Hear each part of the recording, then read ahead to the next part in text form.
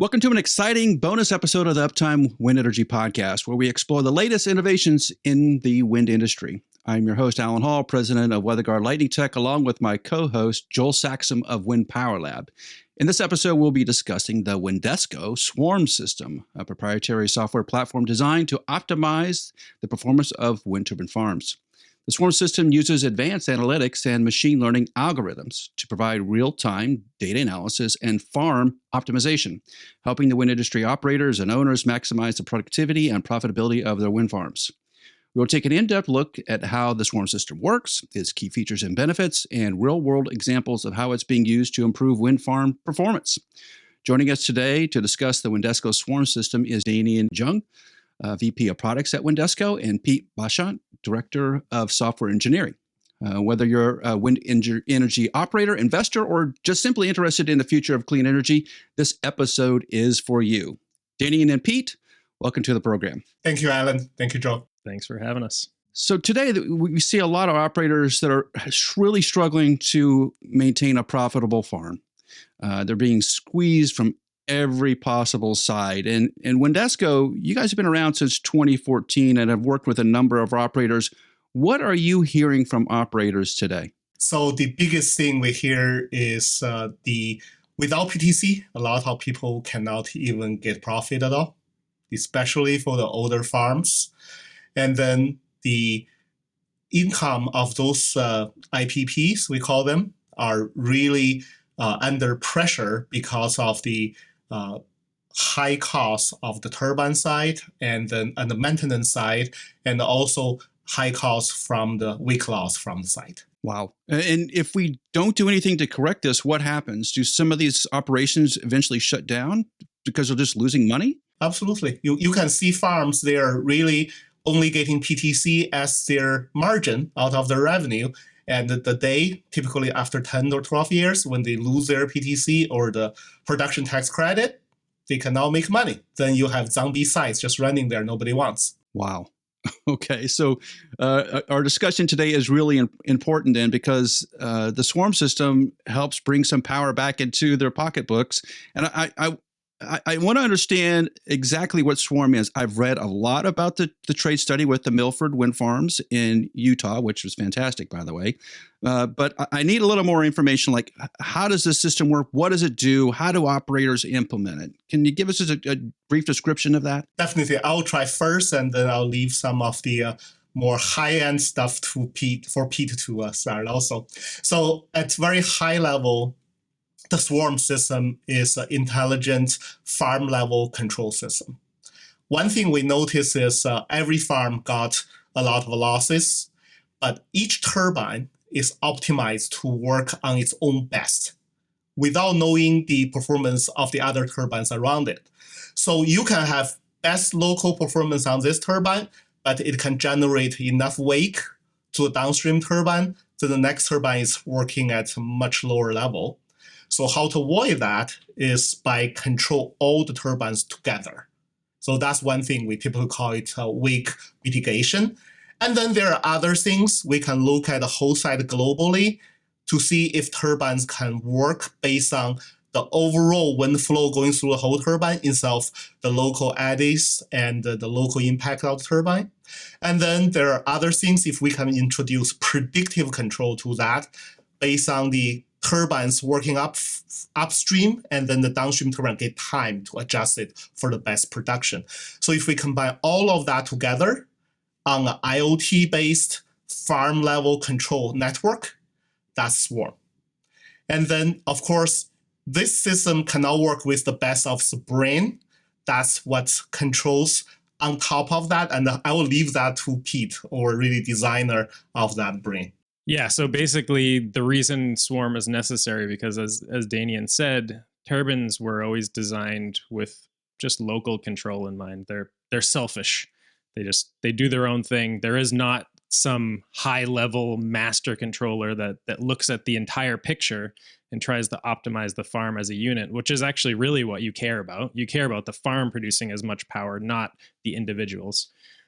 So the way our system works is it takes that perspective of a centralized controller collecting data from every single turbine and kind of modeling that and trying to understand what is happening at every instant in time, try to understand where are the different wakes, and predict if we were to change the position of this turbine or that turbine, what would happen to the power? What would the consequences be of turning these turbines different ways? If we can predict that quickly enough, we can then find the optimum positions of all the turbines, and we can send out those signals and actuate it, and mitigate some of these wake losses, mitigate some of the inaccuracies in estimating the wind direction at different turbines throughout the plant, and ultimately make up for that that deficiency in initial design of only thinking about local control. So we're retrofitting on, and we're making up for that problem. Well, the one that, from our talks off air, the one big thing that comes into my mind here,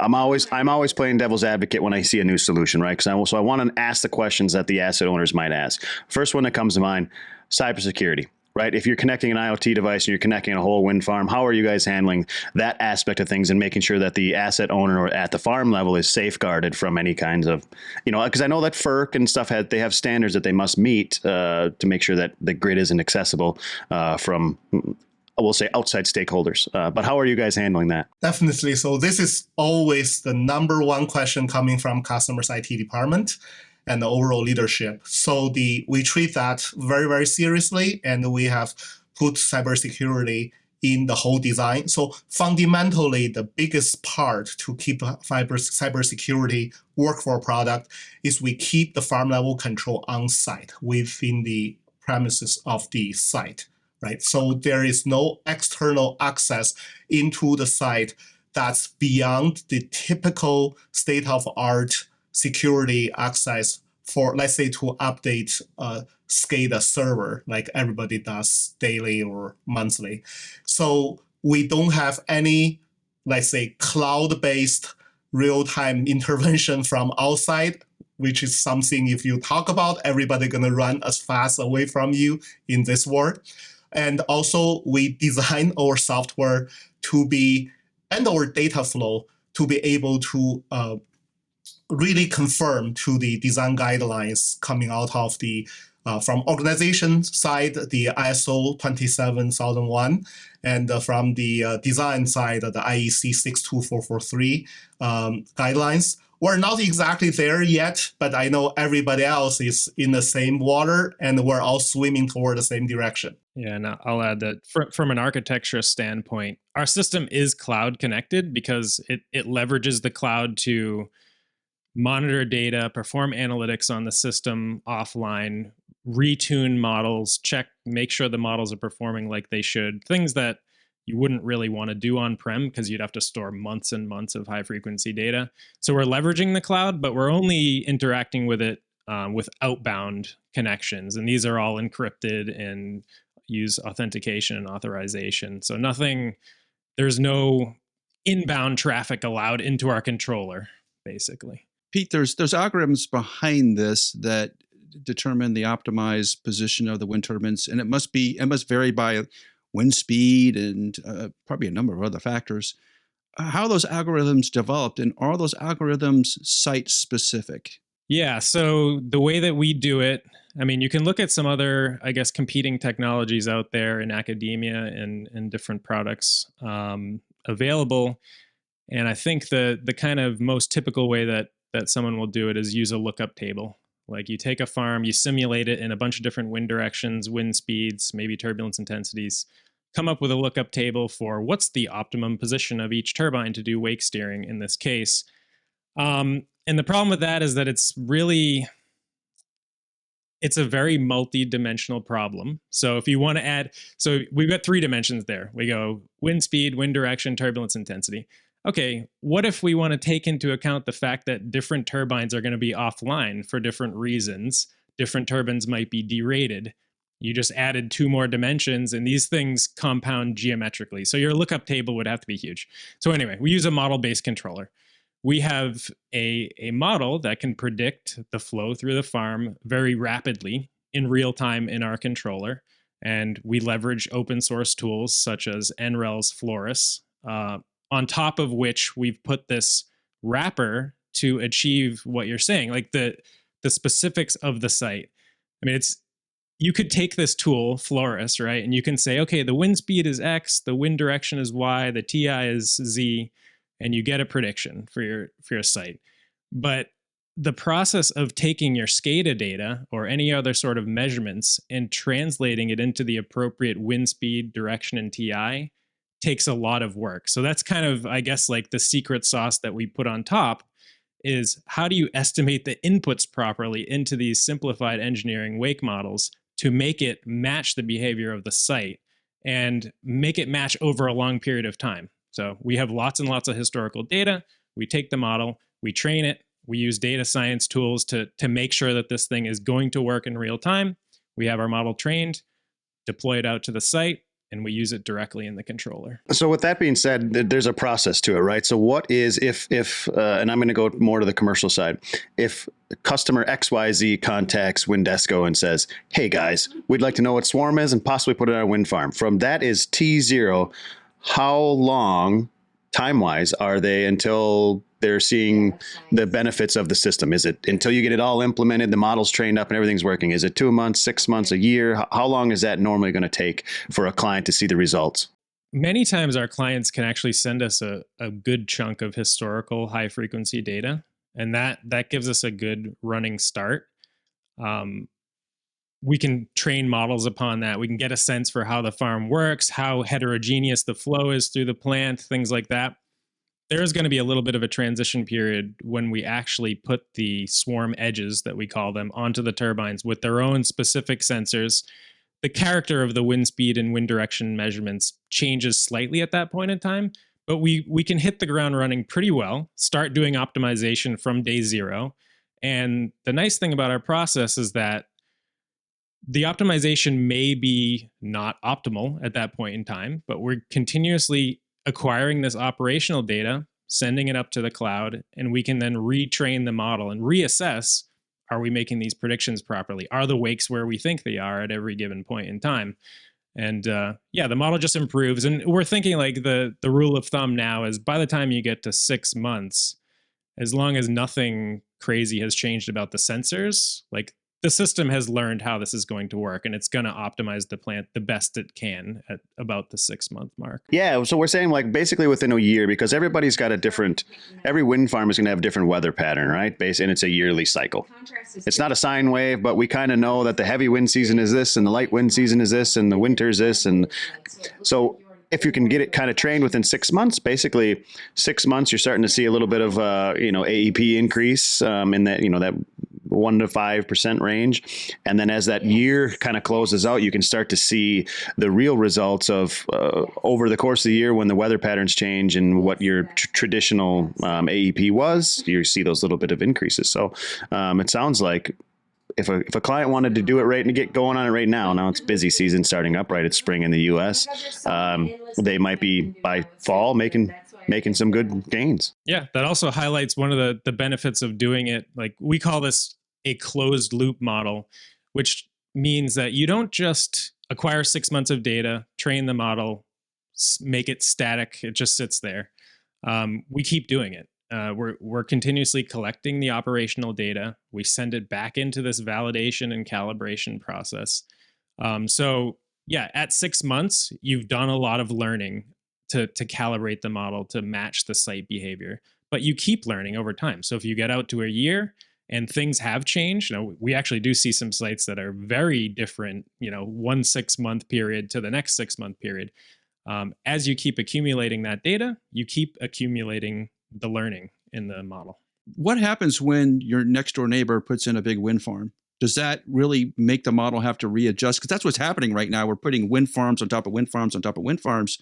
Their wakes have to be changing yearly, right? So you need an adaptable model for that. Yeah, that would be a big step change, I guess, in how the model works, because you think about that transfer function from like your inputs to the actual behavior of the plant. Something is going to happen differently in that process. If all of a sudden you put another farm upstream, your measurements of wind speed at all your different turbines are now different in character. So the model's going to have to learn that new behavior. I don't know. It brings up an interesting question about like private property or something like that? Do you have the right to steal the incoming flow from your neighbor or something like that? Because I mean, that's like taking money that was flowing into their plant. But one point on top of that is, because PSA, right, the model itself is not a static model based on, let's say, just taking flores and plug some numbers, right? This is continuous learning. It reduces the impact from the upflow changes, right? A long time we can learn and adapt to that. So I know there's some hardware associated with the swarm system. Can you walk us through a little bit what an operator would see in terms of hardware installation and sort of the time frame to get it installed and what that means and what the hardware does? Definitely. So I actually brought it to the podcast. Just look behind me. That's the Swarm Edge box, we call it internally. Pete just mentioned earlier. It is an IoT device we put on top of the nacelle of the turbine, typically connected to the turbine control system. And that is connected also to various site server, which is really just look like a SCADA server in the server room. And remotely, we connect it on the site business network. And that talked to Joel's earlier discussion about cybersecurity. We're not on the turbine control network. We're on the business network, typically where the CMS system run, right? So we stay away from the most critical part safely. And this box, what it does is take the turbine real-time information, take the SCADA information, take our own sensor information altogether, and then take a command reference or command direction from we call it the swarm server from the site level, and drive the turbine to the position it should be at. And we does that in a very graceful way, which is OEM agnostic. This box right now have about 8 to 10 different interface built in already. And we can adapt to different turbines differently depending on their communication scheme built in. And also it has a bypass system where there's a watchdog looking. If anything goes wrong, the Swarm Edge will take itself out of the turbine control system and allow turbine to handle everything by its original design.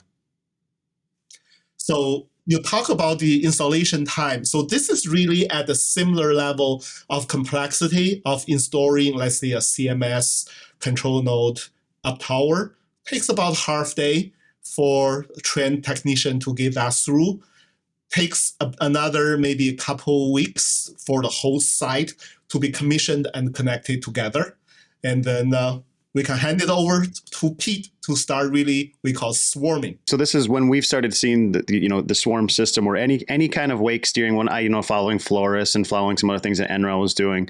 Coming from Wind Power Lab, we're always worried about fatigue loads on blades. What's going to happen to these things in the future? Could this affect bearings? What are the outside effects that could happen from the system? So when we talked in the past, I think you guys had talked about some DNV certifications and stuff for the swarm system. So can you walk us through some of those things that will put our listeners, their mind at ease when it comes to external factors that might affect the turbine system itself? Absolutely. So we really treat the design of the safety and the turbine life cycle very seriously.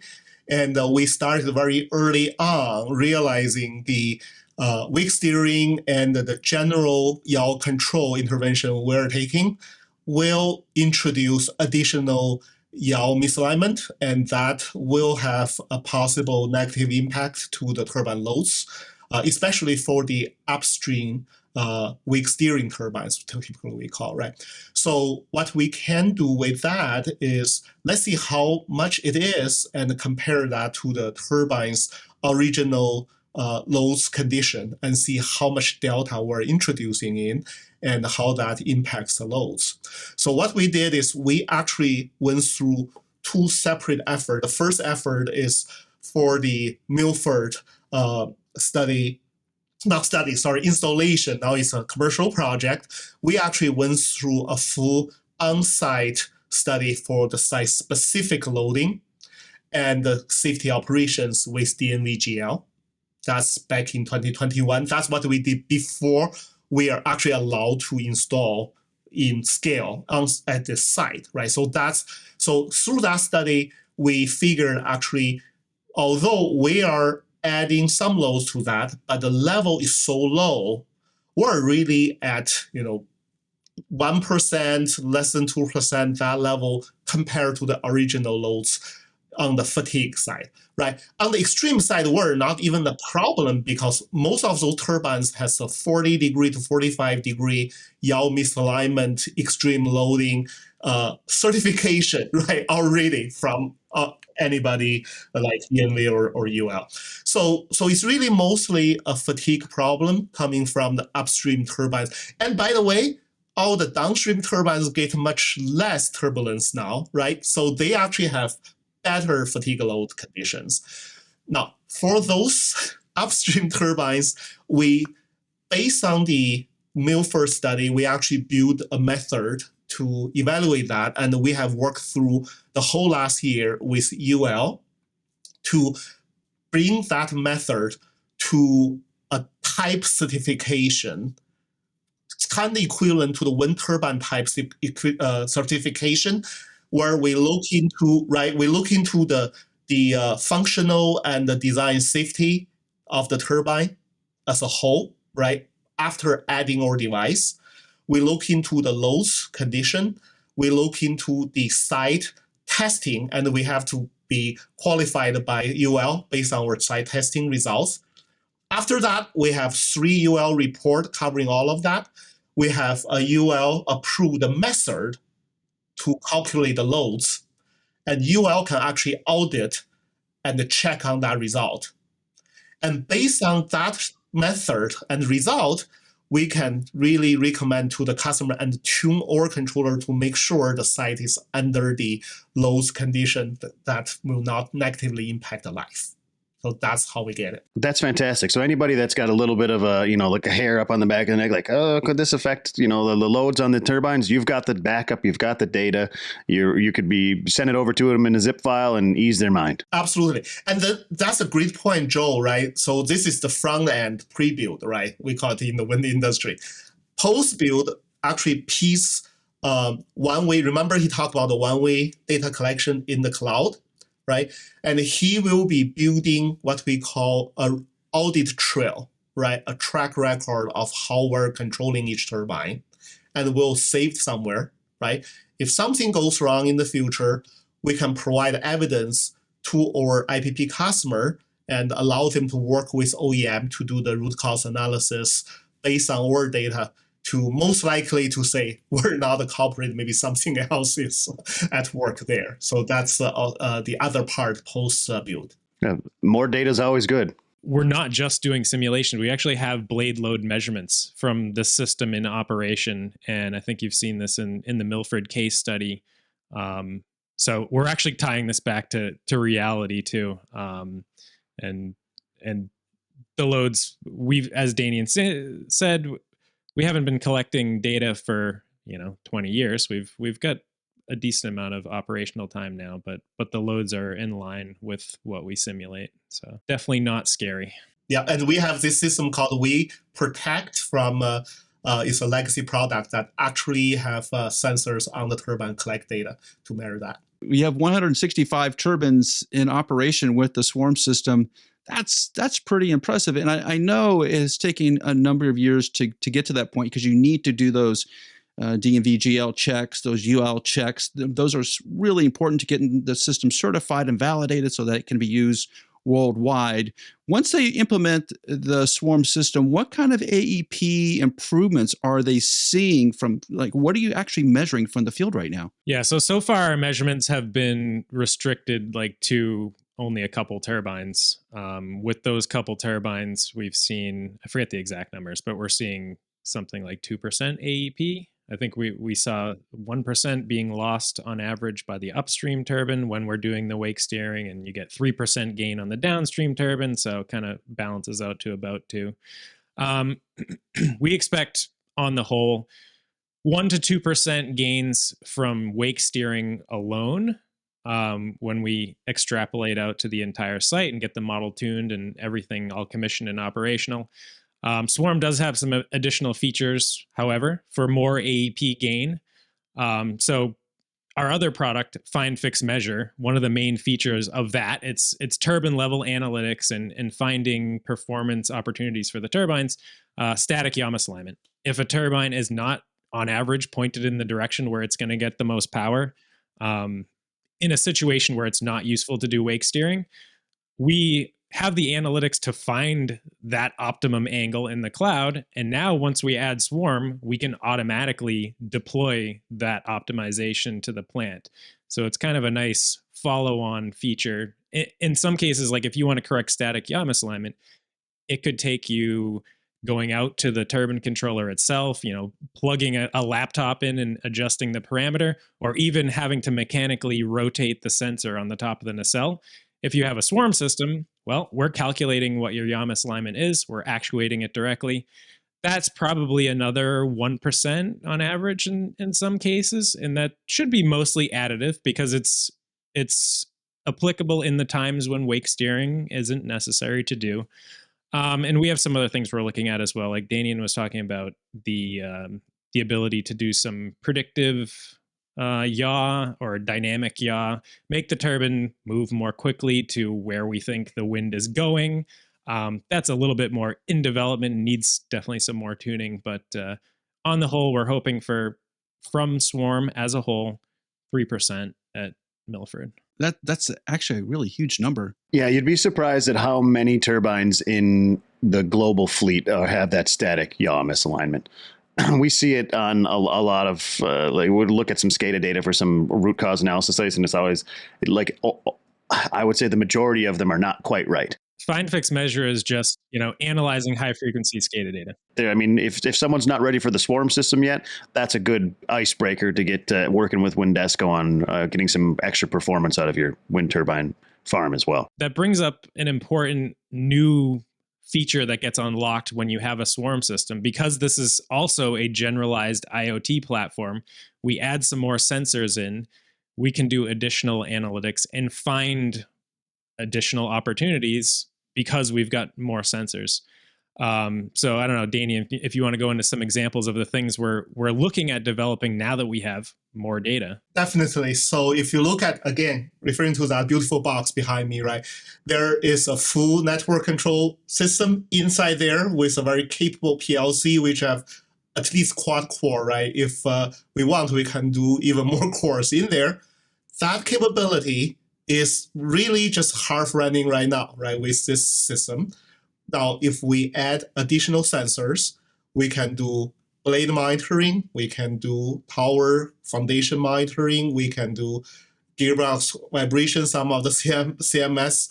All those things can go into this IoT platform based on what app you deploy there and what sensor you deploy there.